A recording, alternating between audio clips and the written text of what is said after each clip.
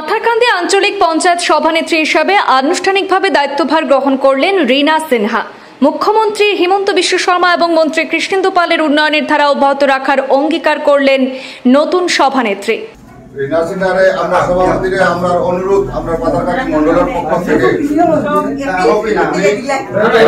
পাথারকান্দির অন্তর্গত সকল এমপি সদস্যরা নিয়ে সুষ্ঠুভাবে সকলের কাম সুন্দরভাবে করার জন্য আমরা আহ্বান রাখি।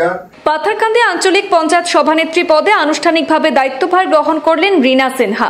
আজ পাথারকান্দি ব্লক কার্যালয়ে বিজেপি মণ্ডল সভাপতি শশীবাবু সিনহা, নবনির্বাচিত এপি সদস্যা, জিপি সভাপতি, ওয়ার্ড সদস্যদের উপস্থিতিতে সভানেত্রী দায়িত্বভার গ্রহণ করেন রীনা সিনহা। তিনি রাজ্যের মুখ্যমন্ত্রী এবং মন্ত্রী কৃষ্ণেন্দু পালের প্রতি কৃতজ্ঞতা জ্ঞাপন করে বলেন, উন্নয়নের স্বার্থে মুখ্যমন্ত্রী এবং মন্ত্রী কৃষ্ণেন্দু পালের অর্থাৎ স্থানীয় বিধায়ক কৃষ্ণেন্দু পাল যেভাবে দিনরাত এক করে অক্লান্ত পরিশ্রম করে যাচ্ছেন, সেই উন্নয়নের ধারা অব্যাহত রেখে তিনিও এই কার্যকালে প্রত্যেকের সহযোগিতায় কাজ করে যাবার অঙ্গীকার প্রকাশ করেছেন।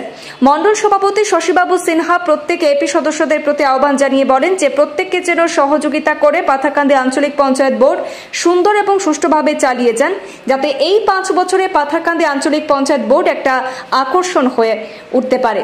এদিন সহসভাপতি মানিকচন্দ্র দেবনাথ সহসভাপতির দায়িত্বভার গ্রহণ করেছেন। অনুষ্ঠানে ছিলেন পাথারকান্দি বিডিও অজয় কার্কি ছেত্রী সহ অন্যান্যরা। রীনা সিনহারে আমরা সভাপতিরে আমরা অনুরোধ আমরা পাথারকান্দি মণ্ডলের পক্ষ থেকে পাথারকান্দির অন্তর্গত সকল এমপি সদস্যরা নিয়ে সুষ্ঠুভাবে সকলের কাম সুন্দরভাবে করার জন্য আমরা আহ্বান রাখি এবং সবাই আশীর্বাদ দেন। তাই একজন নতুন মানুষ সবার সহযোগিতায় যাতে আঞ্চলিক পঞ্চায়েতটা সুন্দরভাবে একটা নতুন একটা আকর্ষক একটা আঞ্চলিক পঞ্চায়েত গঠন হওয়ার ওনার পক্ষ এবং উনার রুমে এনে উনারকে চেয়ারে বসিয়ে দিলাম।